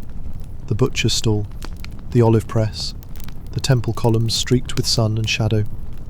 But he is not the same. That evening the Syssitian meets again for their ritual meal. The same bread, the same bitter broth, the same careful, low-voiced conversation. No one asks about the battle. No one tells stories. Damon sits beside him, chewing in silence. Only once does he speak. "We did what was asked." Leon swallows slowly. "Yes," and yet the words hang between them, weightless and unsatisfying. You follow Leon that night, not to the barracks, but to a quiet road at the edge of the city. He walks with no destination, just movement, just breathing. Eventually he finds himself near a small, fenced orchard overgrown with dry vines, a place he passed many times as a child but never entered. Tonight he steps inside. There's nothing here but tangled fig trees and wind-blown dust, but he sits against one of the trunks anyway. You sit beside him, and for a long time nothing moves. You feel it then, the difference between war and training, between pain given in ritual and pain received in uncertainty, between endurance and guilt.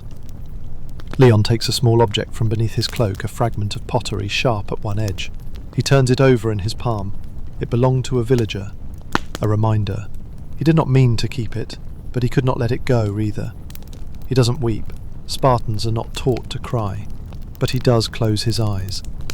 And in the quiet, you hear it, the soft exhale of someone who cannot yet name what they feel, but knows it cannot be unmade. Sparta sleeps tonight, but within its walls, a boy made into a warrior turns towards something deeper, something dangerously human. You close your eyes beneath the starlight, wrapped in stillness, listening to the whispering of fig leaves.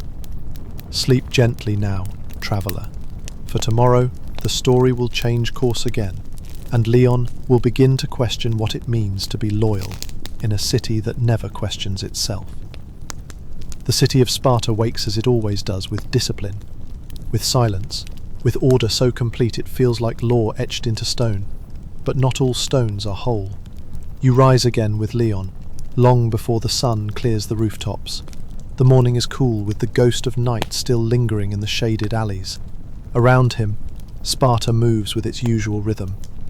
Young boys hurrying to the agog grounds, elders standing in silent judgment, mothers passing bread through narrow doorways without glancing up.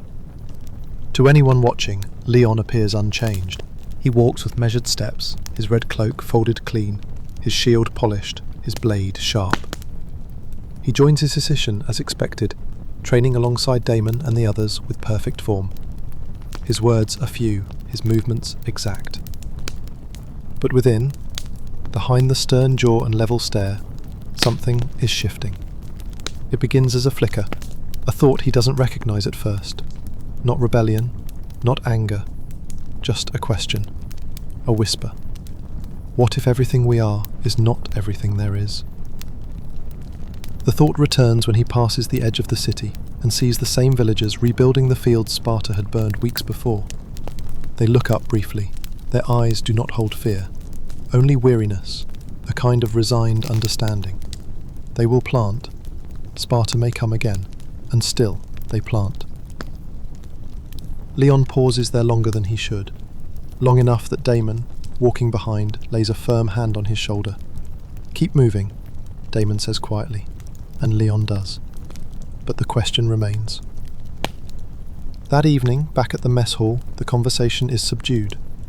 A new recruit joins them, a boy just accepted from the Agogi. He is thin, sharp-eyed, still bleeding from his final trial. The others nod in recognition. Another face in the Red Sea of warriors. Leon watches him speak eagerly of wanting to be chosen for the Royal Guard, of dreams of standing at Thermopylae or abroad in the Peloponnesian campaigns. His voice is filled with hunger. Leon once spoke like that. He stirs his bowl of black broth, but does not eat.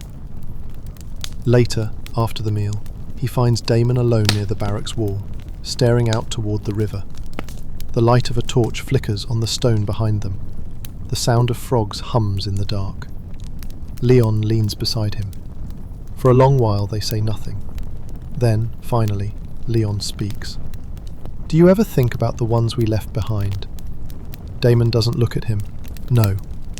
"Why?" "Because we can't. That's not what Spartans do." Leon nods slowly. The words are as expected, as taught, but they no longer feel whole. He looks out toward the Eurotas, the silver river sliding gently through reeds and olive roots, a path that leads somewhere else, somewhere not here. The whisper grows stronger. He thinks of the man he killed, the cracked bowl, the dry fig tree, and the knowledge that his heart did not burn with pride when he came home. You sit nearby in the shadows, the olive tree rustles above. A wind has picked up, not sharp, not cold, but insistent, as if the world itself is moving something unseen beneath the soil. Leon returns to his bed that night, his limbs heavy but his mind restless. He lies awake long after the others are asleep. Staring at the ceiling, he imagines what Sparta would do if it knew what he was thinking. The word traitor floats, unspoken, across the mind's edge, but he does not feel like a traitor. He feels like a boy, trying to remember who he was before he was a soldier. You lie beside him, wrapped in the hush of a city that demands silence, and you wonder, how long can one live by laws they did not write? For tomorrow, we begin to explore the thin line between loyalty and self, and how even the strongest walls can begin to bend under the quiet pressure of thought. The first rays of morning fall unevenly across Sparta's rooftops, casting long, narrow shadows that stretch like fingers down alleyways and courtyards. The city stirs. Men rise and wrap themselves in red cloaks. Young boys report to their trainers, wooden swords in hand. Women gather water from the fountains, never pausing to speak. But today, Leon does not walk with his Sicilian. He wakes early, well before the first horn, and steps away from the barracks in silence. No one stops him. No one notices. His armour is left behind, and with it the weight of ritual. He carries only a small satchel, a knife at his belt, and a question burning quietly in his chest. He heads toward the outer border of the city, toward the olive groves that thread into hills and valleys, places just outside Sparta's perfect control. You walk beside him. His steps are deliberate, but not hurried. He knows where he's going, though perhaps not what he'll find. There's an old man who lives near the edge of the hills, a shepherd once, now he tends bees. A free perioikos, not a helot, not a citizen. A quiet man, tolerated by the state for his honey and silence. Leon has seen him before, during campaigns and patrols, always from a distance. Today, he seeks something different. Not honey, not food, but words.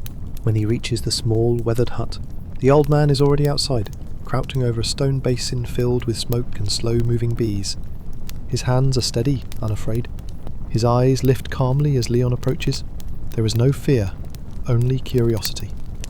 "You're not here for wax or sting balm," the old man says quietly. Leon stands still. "I'm not here to harm you." The old man smiles faintly. "Of course you're not." Leon kneels beside the basin. Smoke coils gently between them. "You fought in the First Messenian War, didn't you?" Leon asks. A pause. "Yes." Leon swallows. "What did it feel like?" The old man sits back on his heels. His voice, when he speaks again, is like wind brushing against dry leaves. "It felt like doing something I believed in. Until I didn't anymore." Leon studies him. His brow furrows. "And then?" "I stopped." Leon blinks. "You stopped fighting." The old man nods. "And walked out. They left me alone. I was useful, and I kept my mouth shut." Silence stretches.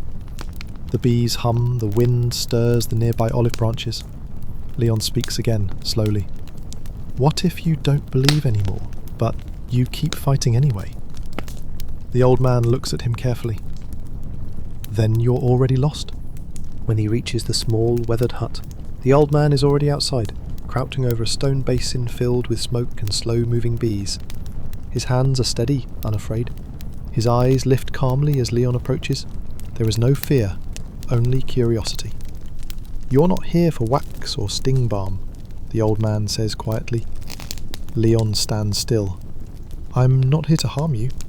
The old man smiles faintly. "Of course you're not." Leon kneels beside the basin. Smoke coils gently between them. You fought in the First Messenian War, didn't you? Leon asks. A pause. Yes. Leon swallows. What did it feel like? The old man sits back on his heels. His voice, when he speaks again, is like wind brushing against dry leaves. It felt like doing something I believed in. Until I didn't anymore. Leon studies him. His brow furrows. And then? I stopped. Leon blinks. You stopped fighting. The old man nods. And walked out. They left me alone. I was useful. And I kept my mouth shut. Silence stretches. The bees hum, the wind stirs the nearby olive branches. Leon speaks again, slowly. What if you don't believe anymore, but you keep fighting anyway? The old man looks at him carefully. Then you're already lost? The words settle heavily between them. Not like judgment, more like truth spoken too gently to ignore. The words settle heavily between them. Not like judgment, more like truth spoken too gently to ignore. Leon remains there for a while, asking small questions. What the man remembered, what he regrets, whether he misses the unity, the rhythm, the purpose. Sometimes, the man says, but not the weight. When Leon rises to leave, he offers nothing in return, just a nod, and the man does not ask for thanks. He turns back to his bees, as if the conversation never happened. You and Leon walk back through the grove in silence, but the question has grown heavier now, not lighter. By the time the sun reaches its peak, Leon is back within the city walls. He returns to the training grounds, donning his armour as if he never left. No one questions him. Sparta is a machine that does not check each cog daily. It trusts obedience, like one trusts the sun to rise. That evening, Leon trains harder than usual, sparring, drilling, running the length of the riverbank twice over. Sweat soaks his tunic, his arms ache, but he keeps going, almost frantically, as if motion might silence the thoughts.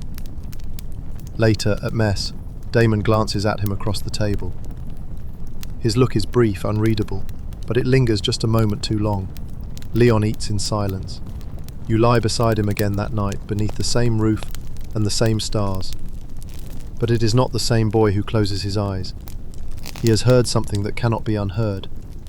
He has imagined a life beyond the shield wall, and that is the beginning of everything Sparta fears. For tomorrow we will see what happens when a question becomes a decision, and when doubt grows strong enough to test the rules written in blood. In Sparta the days are shaped like blades, sharp, precise, without excess. Wake, train, eat, obey. But today, something in the rhythm skips. You sense it immediately in the way the elders stand, more still than usual, in how Damon's eyes track Leon a moment too long across the practice field, in the quiet gaps between commands, where, once, there was only certainty. Because doubt has a scent, and Sparta can smell it. You rise with Leon before dawn. He moves without hesitation, every strap on his armour tight, every buckle in place, every motion rehearsed. But beneath it all is still the whisper. You asked, you questioned, and now the city is listening. That morning, the squad trains under the eye of a younger instructor, one who once marched beside Leon and Damon, but who now watches with a different gaze. As they spar, his commands come faster, harder. He pairs Leon with a stronger opponent. The wooden swords snap through the air with the force of real danger. Leon holds his own. But he sees it. This is not a drill. This is a test. After the match, he's dismissed early, sent not to rest but to stand before an elder named Oryx, an old man with frost in his beard and a gaze like dry stone. Oryx is not unkind, but he wastes no breath. We hear your heart stirs. Leon doesn't answer. Oryx steps closer. You wander beyond the wall. You ask the wrong people the wrong things. Leon meets his eyes. And if I do, Oryx's voice is flat, then you will find Sparta is not built to bend. The silence between them is long. Finally the elder speaks again. Go. Consider your place, but do not confuse endurance with license. Leon leaves without a word. His chest is tight, not with fear, but something older, something bitter.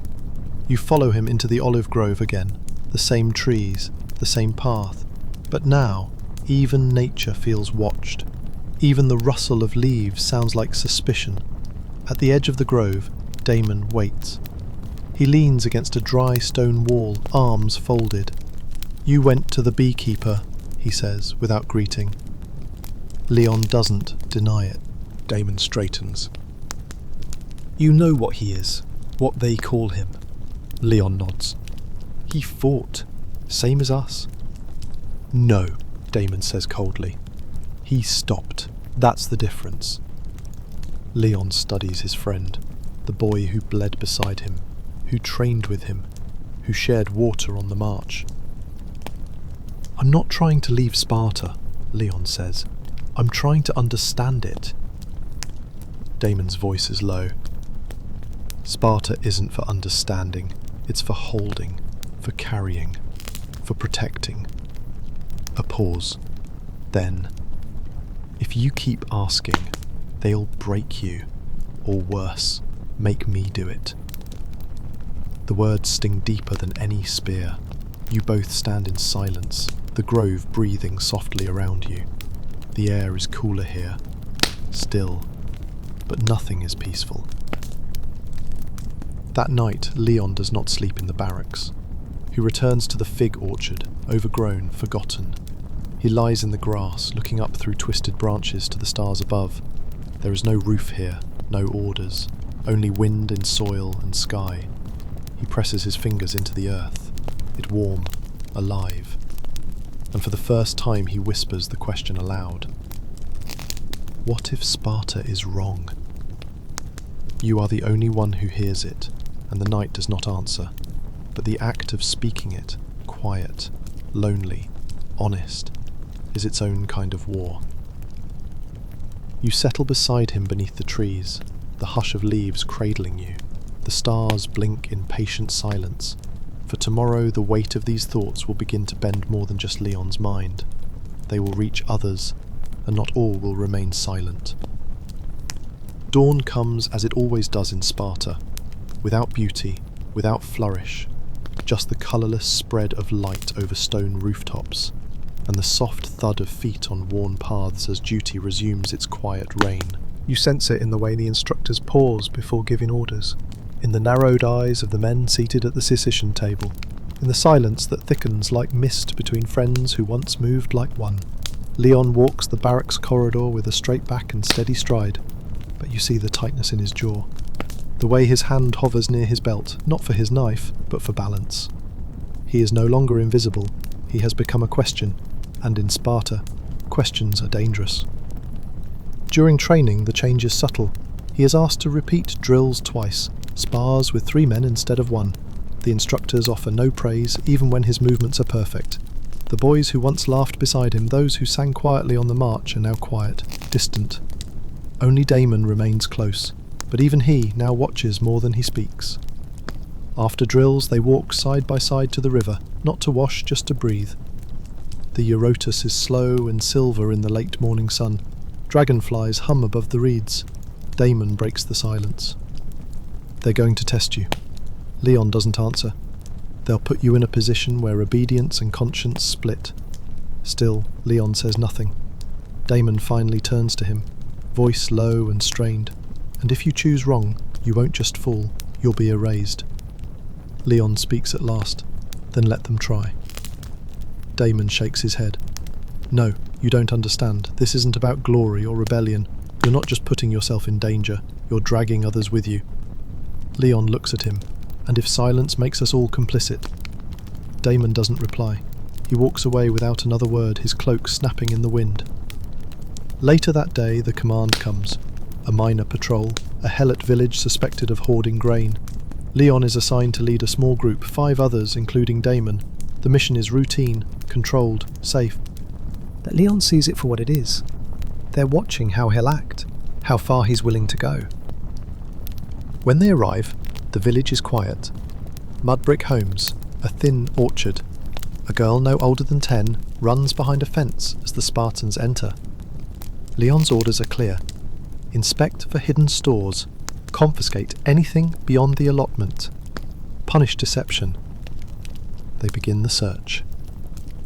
One of the boys, Theron, brash and eager, pulls aside a woven mat and finds a small stash of dried lentils, just enough to stretch through another week.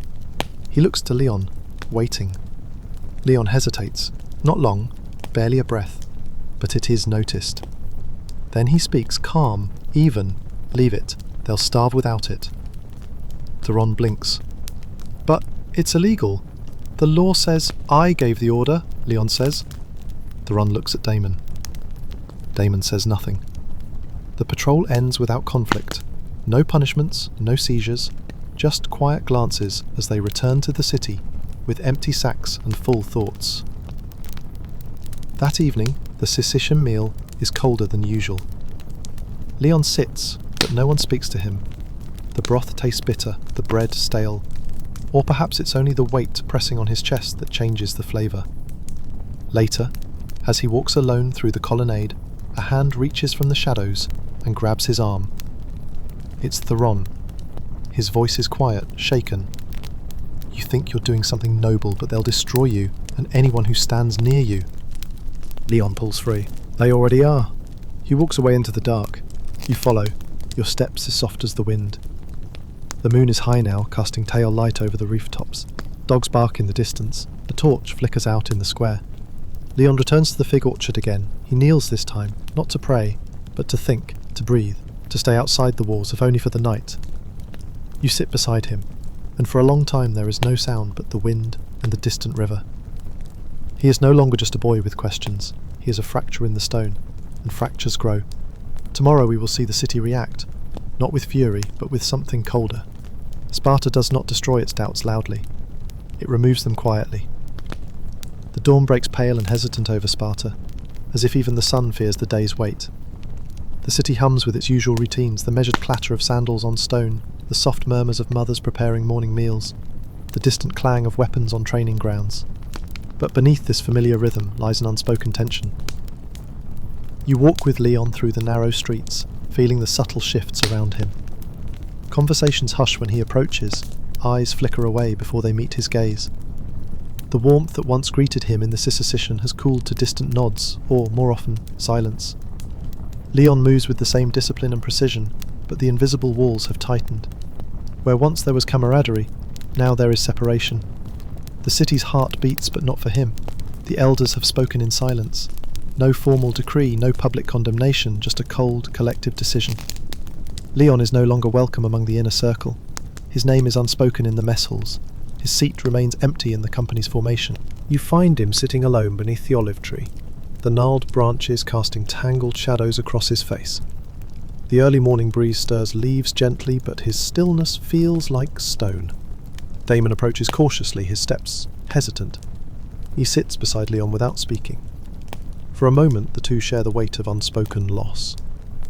You're being sent to the frontier, Damon finally murmurs, voice low and edged with sorrow. A border post far from the city's eyes.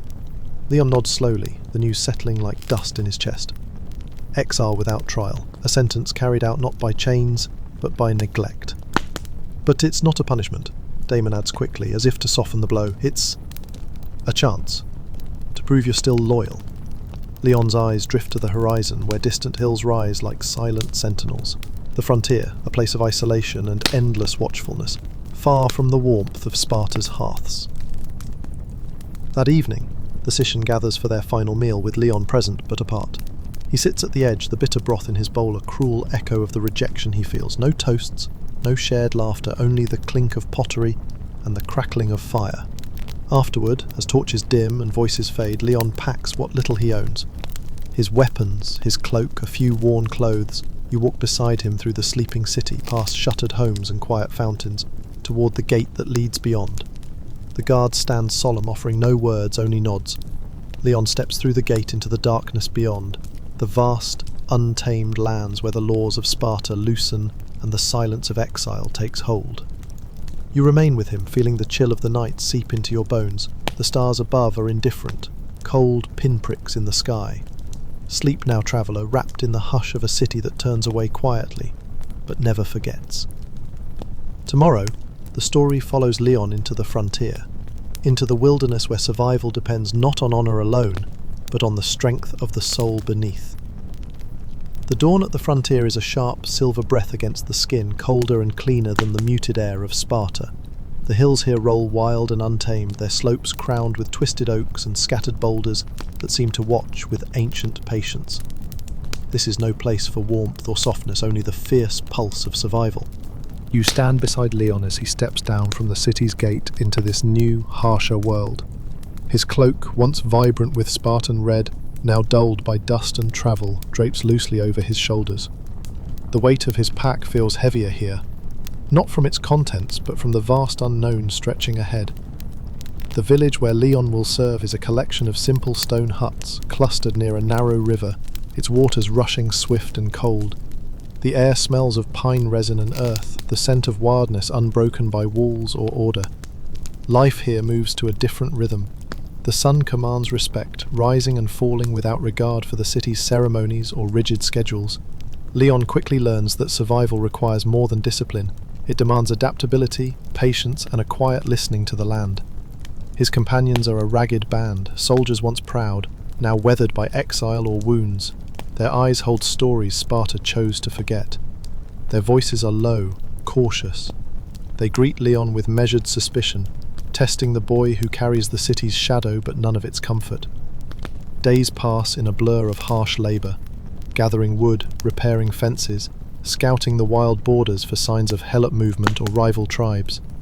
Leon's muscles ache with unfamiliar strain. The cold bites deep into his fingers and toes. There are no cessation meals here, only simple rations passed around a fire that never quite banishes the night's chill. One evening, as the sun sinks behind the jagged horizon, Leon sits alone by the riverbank. The water glides past with a steady murmur, indifferent to the worries of men. He pulls from his pack a small piece of pottery, the fragment he once kept hidden, a shard of a life left behind. He turns it over in his hands, feeling its rough edges, its sharp history. For a moment he wonders, who am I, if not a Spartan? The question, once whispered in shadow, now grows louder in the open air. The stars above burn cold and distant, but beneath their light something in Leon begins to shift. Here, far from the city's watchful eyes, a boy shaped by iron starts to become a man shaped by choice. You settle beside him on the damp earth. The night hums softly with crickets and distant wolves. The firelight flickers against your faces, casting long shadows that dance like ghosts. Sleep now, traveller, wrapping in the vast silence of the frontier. Tomorrow we will watch as Leon learns that survival is not just about strength or obedience, but about the quiet courage to find oneself beyond the walls that once defined him.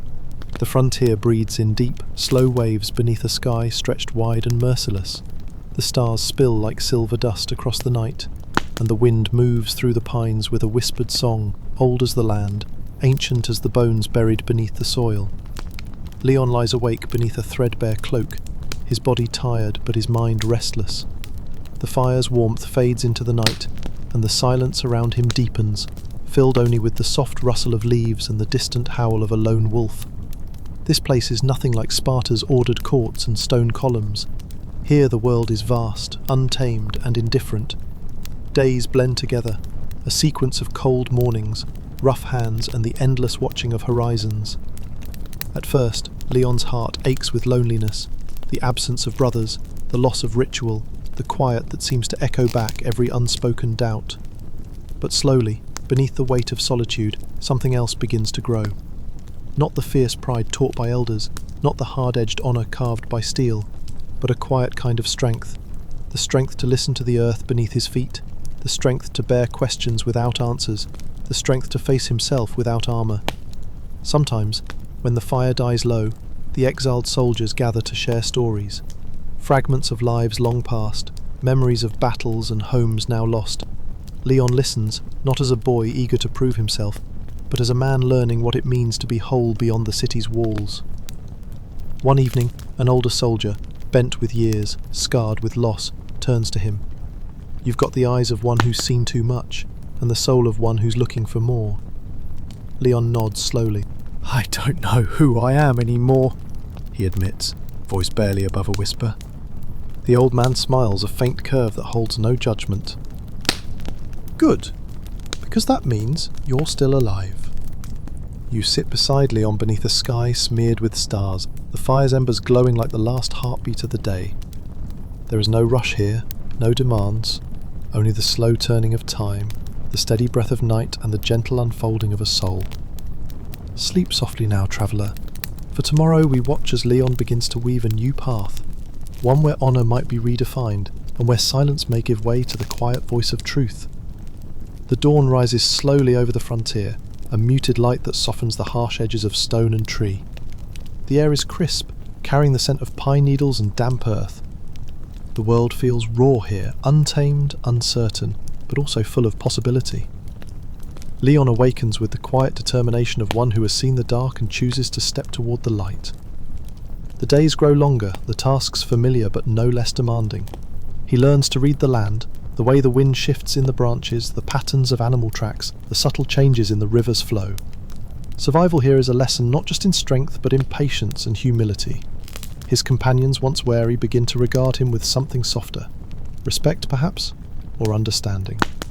One afternoon, as the sun dips low, Leon joins a small group tending a modest garden, a patch of earth coaxed to life amidst the rocky soil. Together they plant seeds, wheat, lentils, herbs, each one a fragile promise. As they work, an older woman approaches, carrying a basket of freshly baked bread. She offers a quiet smile, and for a moment Leon feels something he thought lost, a sense of belonging, however small. In the evenings around the fire, stories continue to flow, tales of distant homes, lost loves, battles fought and forgiven. Leon shares little, but listens much. He begins to see that survival is not only the absence of death, but the presence of life, in all its fragile, fleeting beauty. One night, as the stars shimmer like scattered diamonds, Leon stands alone on a hill overlooking the village. The sky is vast and endless. The wind whispers through the grasses. He breathes deeply, feeling the pulse of the earth beneath his feet. And he knows, this place, this exile, has given him something Sparta never could. A chance to be more than a soldier, a chance to be himself. You stand beside him, wrapped in the soft hush of twilight. For tomorrow, we will return to Sparta, where the city's walls still stand tall, but the stories inside may begin to shift, carried on the quiet winds of change. The city of Sparta sleeps beneath a sky heavy with stars, its stone walls cold and silent like the grave. Yet beneath the stillness, subtle currents begin to stir, whispering of change like a distant wind rustling the leaves of the olive groves. You return with Leon's thoughts, carried far from the frontier back into the heart of the city that forged him. Though he remains distant, the quiet rebellion seeded in his heart begins to echo beyond the outskirts of exile. Within Sparta's gathering places, murmurs spread, not of war or glory, but of questions. Whispers about the cost of silence, the toll of unquestioned obedience. Some elders sense the tremor in their perfect order, but dismiss it with practiced indifference. Others, younger voices, listen more carefully, their eyes sharp, their hearts quietly unsettled. You wander the colonnades with a stranger's eyes, noticing how the red cloaks seem less rigid, how the laughter is softer, the silences longer. At the mess halls, some men refuse to look at the empty seat left by those sent away. Not just Leon, but others like him who dared to think differently. A young warrior named Cleon, once a disciple of Damon, speaks quietly with others about what loyalty truly means. Not blind obedience, not harsh silence, but protection, responsibility, truth. Outside the city gates, a lone figure watches the city glow faintly in the night. A flicker of firelight against stone. A figure who once called Sparta home, now shaped by the wild lands beyond. Leon stands there feeling the weight of both worlds, between the unyielding city and the freedom of the frontier. His heart is no longer divided. It beats with new purpose. The wind carries the scent of olives and smoke, mingled with distant thunder. Change is slow here, patient but inevitable. You breathe in the night with him, the cool air full of promise. For tomorrow the story will close, not with the sound of clashing spears, but with the quiet strength of a man who found his own path beyond the shadow of Sparta. The city is quiet tonight. Even the usual murmur of voices in the marketplace has faded to a soft hum, like the last flicker of a dying fire. Sparta rests beneath a blanket of stars, but its soul stirs uneasily, as if sensing the weight of things left unsaid. You find Leon seated on a low stone wall just beyond the city gates, where the wild grasses sway and the cool night breeze brushes against his skin. He stares into the distance, eyes heavy but clear, reflecting the soft glow of distant torches. He has walked a long road, through battlefields, through exile, through silence and doubt. The boy who once marched with unquestioning loyalty is gone, replaced by a man who understands the fragile, painful cost of honour. For honour in Sparta is not only measured by strength or victory, it is measured by what one is willing to sacrifice, sometimes not in battle, but in the quiet moments when the soul must bend or break. Leon thinks of those he left behind, the villagers, the soldiers, the friends who turned away. He thinks of the silence that suffocated him and the whispers of hope that grew instead. He feels the weight of all those choices pressing down like the stones beneath his hands. But beneath the weight is something softer, something like peace, the peace that comes not from forgetting but from understanding, from knowing that survival is more than endurance, it is compassion, it is courage, it is the bravery to be oneself when the world demands otherwise. You sit beside him sharing the cool night, the endless sky, for tomorrow we will close this chapter gently, with a final breath of the wind, and the quiet promise that even in the harshest places, humanity finds a way to bloom. The first light of dawn brushes the horizon with a tender glow, softening the hard lines of Sparta's walls and the rugged landscape beyond. The city, once unyielding and fierce, now seems to breathe slowly, as if waking from a long and restless dream. You sit quietly beside Leon, watching the world unfold in gentle hues of amber and rose. The air is cool and still, carrying the faint scent of olive blossoms and earth warmed by the rising sun. In this moment, there is no battle, no orders, no silence heavy with expectation. There is only peace. Leon's eyes, once sharp with the fire of youth and doubt, now hold a quiet calm. He traces the outline of the distant hills with a slow, steady breath, as if memorizing a world that is both familiar and new. The journey that began within Sparta's stone embrace has led him beyond, into exile, into questions, into a slow rediscovery of self. You feel the softness of this ending, a gentle folding in of the story, like a leaf settling on still water. There is no need for loud farewells or triumphant songs.